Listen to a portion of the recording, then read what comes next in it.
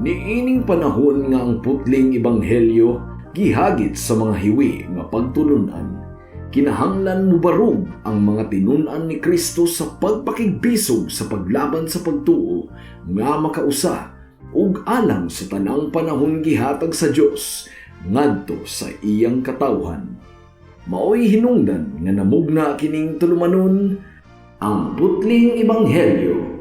30 minutos nga pagsabwag sa tinuod nga ebanghelyo kauban ni Pastor Jeremias Hangad. Ang putling ebanghelyo tulumanon nga gihatod kaninyo sa Unidos Community Bible Fellowship sa Unidos Plaridel, Misamis Occidental. Ang putling ebanghelyo, ang putling ebanghelyo, ang putling ebanghelyo.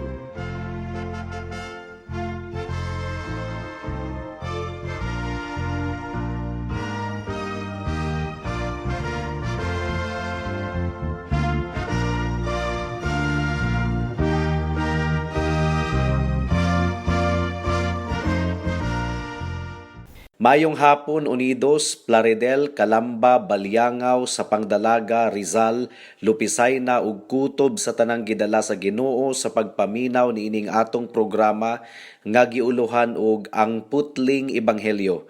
Sa makausapa kini ang inyong igsuon og higala sa kahanginan si Pastor Jeremias Lauri Hangad sa Unidos Community Bible Fellowship, dinuyugan sa iglesia nga nag-sponsor niining atong programa, ang Salitran Covenant Bible Church sa Barangay Salitran, Dakbayan sa Dasmariñas, Probinsya sa Cavite. Akong gipaabot ang akong pagpanimbaya sa akong lolo nga si Isabelo Lauri Sr. sa New Loc, Plaridel, sa akong mga maestro ug maestra ug mga kabatch 1997 sa Liberation Institute ug sa mga classmates nako usab sa Aquino Elementary School sa Unidos. Ang atong teksto ning takna sa kahaponon makita sa Matthew chapter 1 verses 18 to 24. Ang giingon diri: Mao kini ang kaagi sa pagkatawo ni Hesukristo. Ang iyang inahan nga si Maria niadtong panahona gitakda nga maminyo kang Jose. Apan sa wala pa sila magtipon, nakamatikod si Maria nga nagsabak siya pinaagi sa gahom sa Espiritu Santo. Si Jose nga iyang pamanhunon, tawo nga matarong ug dili buot nga pakaulawan niya si Maria atubangan sa mga tawo. Busa nagplano siya sa pagpakigbulag kaniya sa hilom. Samtang naghunahuna siya niini, mipakita kaniya ang usa ka anghel sa Ginoo pinaagi sa damgo ug miingon, Jose, kaliwat ni David, ayaw kahadlok sa pagpangasawa kang Maria kay siya nagsabak pinaagi sa gahom sa Espiritu Santo. Manganak siyag batang lalaki ug nganli siyag Jesus, kay luwason niya ang iyang katawhan gikan sa ilang kasalanan. Ug kining tanan nahitabo aron matuman ang giingon sa Ginoo pinaagi sa propeta. Ang usa ka putli nga batan-ong babayi magsabak unya manganak og batang lalaki. Nganlan siyag Emmanuel, nga sa ato pa ang Dios ania kanato. Busa sa pagmata ni Jose, gituman niya ang gisugo sa anghel ug gipangasawa niya si Maria. Apan wala niya hilabti si Maria hangtod nga siya nanganak. Unya ginganlan ni Jose ang bata og Jesus. Mga hapit 20 na katuig ang milabay, mga kahigalaan. Dunay gibuhat nga rescue operation ang Philippine government aron i-rescue ang mga missionaries nga si Martin o Gracie Burnham didto sa Basilan kung nahinumduman ninyo. Mga missionaries sila nga gikidnap sa mga Abu Sayyaf. So ang misyon mao ang pagluwas sa managtiayon nga missionaries gikan sa pagkabihag sa Abu Sayyaf. Nagmalampuson ba ang misyon? Wala, totally. Tungod kay namatay man sa panag-inkwentro si Martin Burnham, si Gracie lamang nga iyang asawa ang na-rescue. In a sense, mga kahigalaan, kung ang tawo magmisyon, mapalpak mausahay, mulampus usab mausahay. Just a few years back sa Mama Sapano sa Maguindanao, Nagmisyon ang Philippine Military and Police Forces aron dakpon ang bantugang bomb maker nga taga Malaysia. Apan wala milampos ang misyon tungod kay ang atong SAF 44 namatay man sa inkwentro. Apan ang atong Ginoong Hesukristo mianhi siya sa kalibutan. Ug importante kaayo ni nga punto mga kahigalaan, niadtong mianhi sa kalibutan si Hesukristo. Wala siya mianhi aron nga ang mahimong resulta sa iyang pag-anhi mao nga ang mga tawo mag-Christmas party sa tibuok kalibutan.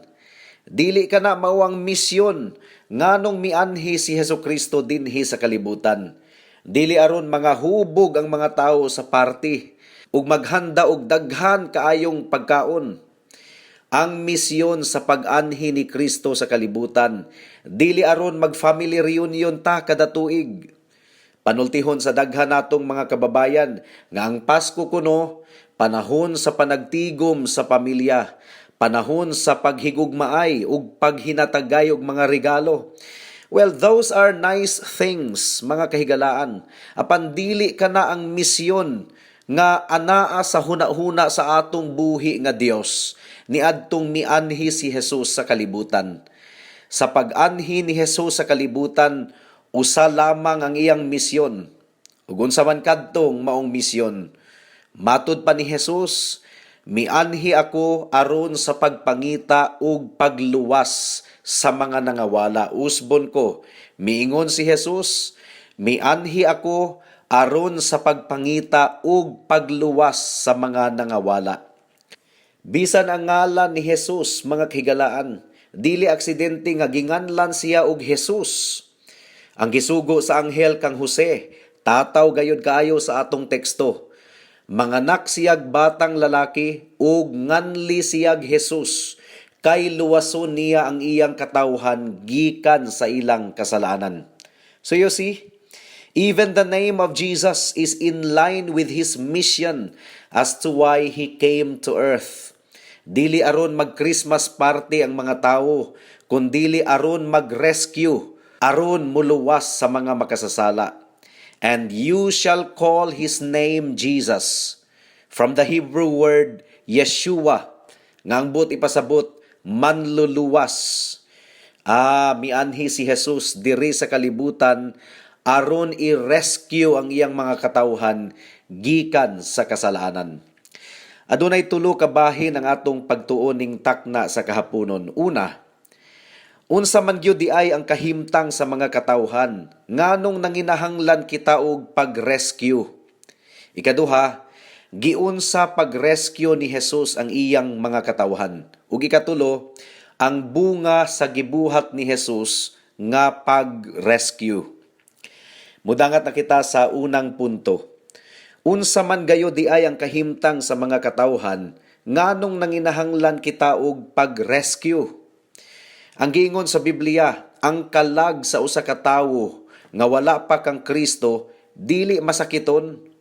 Mas bugat pa ang giingon sa Efeso kapitulo 2 bersikulo 1. Kita kuno mga patay sa atong kalag tungod sa atong kasalanan. Well, unsa may kalainan sa masakiton nga tawo ug patay nga tawo? Ang masakiton nga tawo, mga kahigalaan, makapangayo pa og tabang sa doktor alang sa ilang kaayuhan. Makapangandoy pa usab siya alang sa iyang kaayuhan sa balatian. Apan ang tawo nga patay, patay na gayod. Karon doon ako'y ice cream ug hamburger, lami kayo. Nag-enjoy ko sa akong gikaon ug akong giagda ang patay nga anaa sa lungon. Kaon ta, lami kayo ang burger ug ice cream. Aduna bay response, mga kahigalaan? Wala. Bisan pag usa ka libo kahigayon nako siyang agdahon sa pagkaon, dili gayod siya musanong. Ngano man, tungod kay patay man siya.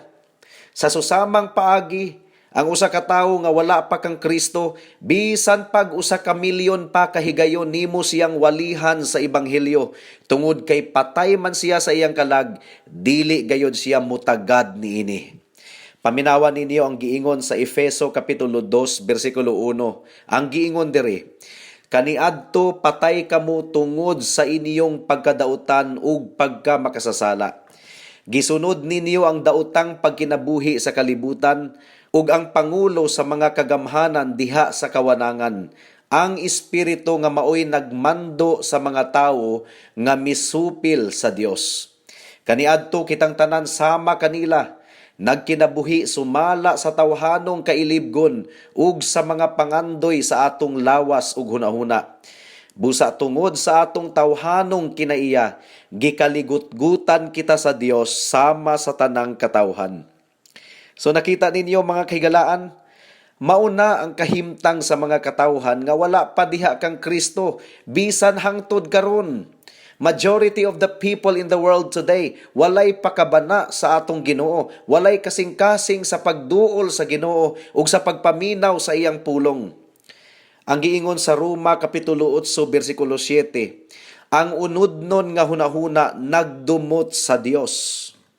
Of course, kung pangutan-on nato ang mga tawo kung gadumot ba sila sa Dios, their answer is a big no. Apan ang ilang pagbaliwala sa pag-ila sa Dios sa tanan nilang mga lakang, ug pagpasalamat kaniya ug pagdayeg kaniya, ug bisan pa ang paghisgot mahitungod kaniya, nagpamatuod nga dili sila ganahan sa Dios. Nay mga tawo nga kung Dios na ang hisgutan mawad-an og gana, change topic dayon. Naapoy uban nga imbis sa Ginoo magpasalamat, tua sa swerte nagpasalamat. Ang swerte ang gihatagan sa pasidungog, imbis nga ang Dios nga maoy tuburan sa tanang panalangin ug kalampusan. The carnal mind is enmity against God, for it is not subject to His law, nor indeed can be. Mao kana ang kondisyon sa tawo, mga kahigalaan, nagkinabuhi sa kasalanan ug nahigugma sa sala. For example, ang unang sugo sa napulo ka sugo, ayaw pagbaton og laing mga Dios sa akong atubangan. Gisupa kini sa majority sa mga tawo. Hapit na ang bag-ong tuig, ug nasayod ko nga daghang magbutang og mga prutas nga lingin sa ilang mga lamisa ug magsulob og polkadat nga sinina, kay swerte kuno sa pangwarta. So, asa man sila nagasalig, sa prutas o sa Ginoo? First commandment palang gani mga kahigalaan, bagsak na ang daghang mga katawhan. Nagsalig sila sa prutas, nagsalig sila sa swerte-swerte, nagsalig sa binuhat nga prutas imbis nga sa magbubuhat. Pero kung makasinati sila og kalisod sa pangwarta sa tibuok tuig, abti kaayong mubasol sa Dios. Dapat ang prutas ang basulon, tungod kay sa prutas man sila nagsalig. Pamalandungin ninyo kini mga kahigalaan. The carnal mind is hostile against God. Every person born in this world is a guilty sinner. Nganuman, tungod kay ang sala ni Adan, gisangon nganha sa tanang mga katawhan. Ang atong federal head nga si Adan, ang atong unang amahan, nahulog sa sala. Mao nga kitang tanan naangin. Bisan pa ang mga batang puya, guilty gihapon o giisip nga makasasala at tubangan sa Dios, gumikan sa sala nga napanunod sa una natong ginikanan nga si Adan. Mao kanay hinungdan nganong mga matay gihapon ang mga puya nga bata. Kung wala pa sila'y sala, dili unta sila mamatay. Pero daghang mga puya nga bata nga mamatay, buti pasabot, guilty sila sa sala. Because the wages of sin is death. Kung walay sala, walay kamatayon. Apan bisan pa ang puya nga bata, mamatay gihapon. Buti pasabot, guilty ang bata sa sala. Well, kang kinsang sala? Sala nga ilang napanunod, gikan sa una natong ginikanan nga si Adan. Ug dili lang kita guilty sa sala ni Adan, guilty usab kita sa atong aktibo nga pagsupak sa balaod sa Dios. Ang ikaduhang sugo sa napulo ka sugo, do not make for yourself an image to represent God. Ikatulo, ikaupat nga sugo, ikalimang sugo, honor your father and mother. Dili magtubag-tubag sa mga ginikanan, pero ang mga bata kusog kaayong motibad sa mga ginikanan. Kamurag batang gamay ang ilang kikaistorya. Sixth commandment, hangtod sa napulo ka sugo. Nakita ba ninyo kung unsa kahugaw ang atong record atubangan sa Dios? Sa adlaw sa paghukom, unsa man ang paghukom sa Dios kanato? We were guilty in Adam. When Adam disobeyed God, all of his offspring are guilty of disobedience to God. Apan aktibo usab kita nga nagsupak sa balaod sa Dios. Karon, sa pagbukhad sa Ginoo sa libro sa atong kinabuhi sa adlaw sa paghukom, mupahiyom kaha siya, gumikan kay limpyo kaayo ang atong record, o mapuno siya og kasuko ug kapungot, tungod kay hugaw kaayo ang atong record. Well, kung honest lang kita mga kahigalaan, it wouldn't take us too long to admit nga imbis nga mupahiyom ang Ginoo kanato sa adlaw sa paghukom, ang Roma Kapitulo 1, versikulo 18 ang mahitabo. Unsa may giingon sa Romans 1:18, tungod kay ang tunglo sa Dios napadayag gikan sa langit sa tanang pagkadautan ug pagkawalay Dios sa mga katawhan nga nagpugong sa kamatuoran gumikan sa ilang pagkadautan. All men are condemned sinners in the sight of God. Ug gawas pa nga duna kitay bad record sa libro sa atong kinabuhi. Duna usab kitay dautan nga kasing-kasing nga natural kaayo nga nahigugma sa sala ug nagdumot sa Dios. Kung chismis ang hisgutan o artista o pelikula, excited kaayo ang mga tawo. Apan kung ang pulong sa Dios maong pagahisgutan, katulgon kaayo ang mga tawo ug mawad-an og gana. Pagpamatuod lang kana mga kahigalaan nga dili lang kita adunay bad record sa atubangan sa Ginoo. Aduna usab kitay dautan nga kasing-kasing. Kasing-kasing nga natural nga nahigugma sa sala ug natural nga nagbalibad sa Ginoo. Nakita mo ba ang kahimtang sa imong kalag, higala?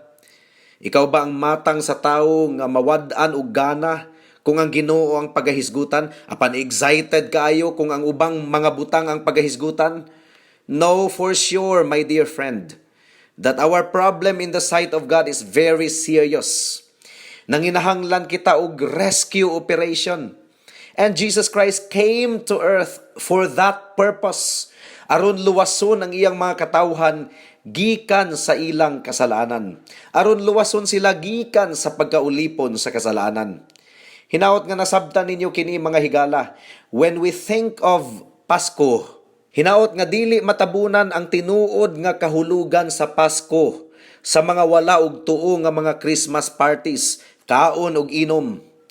May the Holy Spirit lead us back to the real purpose of the celebration of the birth of Christ. Jesus Christ came to earth, 100% God, apan nahimong tawo nga wala mawala ang iyang pagkadiyos. That's why according to our text, He is called Emmanuel, meaning to say God with us. He is 100% God and 100% man. Mianhi siya sa kalibutan for the purpose of rescuing His people from their sin. As God, He is mighty to save, He is mighty to rescue. And as man, siya ang atong representative, siya ang nagsakripisyo alang sa mga katawhan. Siya ang nagpaula sa iyang dugo didto sa cross sa Kalbaryo. That's the purpose of the birth of Christ. Nganong nanginahanglan og pag-rescue ang mga tawo? Unsa bagayod ang kondisyon sa mga tawo? Patay diha sa kasalanan. Natural nga mobalibad sa Dios ug natural nga nahigugma sa kasalanan. That's the condition. Guilty in Adam and guilty of his gross rebellion against God. Mao nga mianhi si Kristo diri sa kalibutan aron pangitaon ug luwason ang mga nangawala. Karon giunsa man pag-rescue ni Jesus ang iyang mga tawo? Well, that leads us to the second point of our meditation. Giunsa pag-rescue ni Jesus ang iyang katawhan? Well, una, ang bad record kinahanglang malimpyuhan. Kinahanglang matabunan ang tanan natong mga sala. Sukad pa sa atong pagkatawo hangtod sa atong kamatayon. Our sin of rebellion in Adam, as well as our active disobedience against God, kinahanglang mapapas. Ug klaro kayo ang Biblia sa Hebreo-hanon kapitulo 9 bersikulo 22 nga nagaingon nga kung walay pag-ula sa dugo, walay kapasayloan sa mga sala. Dugo ni Jesus ang kumpletong bayad alang sa sala. Dili penitensya, dili indulhensya. These are very blasphemous teachings. Magpenitensya aron makuha-kuhaan ang sala. Bugal-bugal ka na mga kahigalaan. Hugaw ang atong dugo, puno og sala. Ang atong pagkamatarong usab dinugan lamang nga panapton at tubangan sa Dios. Sumala sa Isaias kapitulo 64 bersikulo 6. So nagsalig ka sa imong maayong buhat aron ka maluwas. Ang imong maayong buhat walay mahimo alang sa paglimpyo sa imong sala. Mga higala, wala nay lain pang makahinlo sa atong sala, ang dugo lamang sa atong Ginoong Hesukristo. Igo na ang iyang sakripisyo dito sa cross sa Kalbaryo. We only have to trust in Him alone. What can wash away our sins? Nothing but the blood of Jesus. For without the shedding of blood, there is no forgiveness of sin. Jesus came to earth for that purpose, to die on the cross for our sins. Igo na ba ang dugo ni Jesus? Oh yes, big amen. Salig lamang kang Kristo higala, alang sa imong kaluwasan. Apan dili lang ang problema sa daotang record ang gisulbad sa Dios, mga kahigalaan. Iya usab nga gisulbad ang ikaduha natong problema. Ang problema sa daotang kasing-kasing. Dili lang kay duna kitay problema sa daotang record, aduna usab kitay problema sa dautan nga kasing-kasing. Kasing-kasing nga natural nga nagabalibad sa Dios, ug kasing-kasing nga natural nga nahigugma sa kasalanan. And that leads us to the third point of our meditation this afternoon. The first point is, unsa ang kondisyon sa mga tawo? Ulipon sa kasalanan, guilty in Adam, and guilty of our sins of disobedience to God's commandment. Ikaduhang punto, the mission of the Lord Jesus Christ when He came to earth. He came to earth to seek and to save the lost, to shed His blood for the forgiveness of our sins. But then ang bunga sa rescue operation sa atong Ginoo, wala lang taniya giluwas gikan sa silot sa impyerno, kundili, unsay giingon sa atong teksto, you shall call His name Jesus, for He shall save His people from their sin. Daghang mga tawo nga gustong maluwas gikan sa impyerno, apan dili gustong maluwas gikan sa ilang paghigugma sa kasalanan. They want to go to heaven, yes, and they do not want to go to hell. That's why they accept Jesus Christ as their Lord and Savior. They want to be saved from hell, but they do not want to be saved from their darling sins. O mga kahigalaan, igo na ang dugo ni Jesus aron papason ang atong dautan nga record. Ug igo na pud ang dugo ni Jesus aron hinluan ang atong kasing-kasing gikan sa pagkadautan niini. Ang giingon sa Biblia, ang tanang mga anaa kang Kristo bag-ong binuhat. Dili lang paglimpyo sa daotang record ang gihatag ni Jesus. Iya usab nga gibag-o ang kasing-kasing sa iyang mga giluwas. Gitangtang ang kasing-kasing nga bato o gipulihan og kasing-kasing nga unod. Ang tanan nga tinuod nga mga magtutuo kang Kristo, dili lang kay adunay nilimpyuhan nga record, kundili aduna usab bag-o nga kasing-kasing. Kaniadto, pugsunon pa kaayo siya sa pagsimba ug pagdayeg sa Ginoo. Apan karon nahigugma na siya sa pagsimba kang Kristo ug sa pagpamalandong ug pagtamod sa iyang mga pulong. Unsa may buti pasabot niini mga kahigalaan? Church attendance is not a problem if a person is totally set free from the love of sin. Kaniadto, bugat kayo ang pag-abli sa Biblia aron pamalandungan ang pulong sa Ginoo. Mas makapundo pa og tan-aw og salida sulod sa 2 ka oras. Apan ang pagbasa sa Biblia, kapoy kaayo bisag usa lang ka kapitulo. Apan karon, Tungod kay aduna na siya'y bag-ong kasing-kasing, nagabungat siya kauban ni Haring David. Oh, how I love your law. It is my meditation all day long. Your word is a lamp unto my feet and a light unto my path.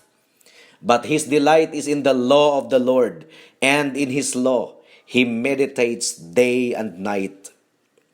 Kanus ang pinakaulahing pagbuklat nimo sa Biblia higala, aron mamalandong niini. Kung ang imong tubag 6 months ago, you have a very big problem. Wala gyud ka gigutom sa pulong sa Dios sulod sa 6 ka bulan. Kung gigutom ang imong tiyan, dili naman kinahanglan nga iduso ka pa sa lamesa aron mo kaon, automatic nga mulingkod ka aron mo kaon. In the same way, kung ang imong kalag nga kanhi patay, gibanhaw na sa Dios, aduna na kanay kagutom sa pulong sa Dios, ug dili na sapayan pang pugson sa pagpamalandong sa pulong sa Dios ug magampo sa Dios, mao na kanay kinaham sa kalag sa usa ka tawo nga dili napatay sa ilang mga sala. Ug kung aduna kay bag-o nga kasing-kasing, unsaon man nimo sa pagtugot nga ang mga katawhan magpabiling buta sa kamatuoran, so natural lamang gayod nga imong panganduyon ang kaluwasan sa uban. So aduna na kay kasing-kasing karon nga isangyaw ang mensahe sa ebanghelyo ni Hesukristo.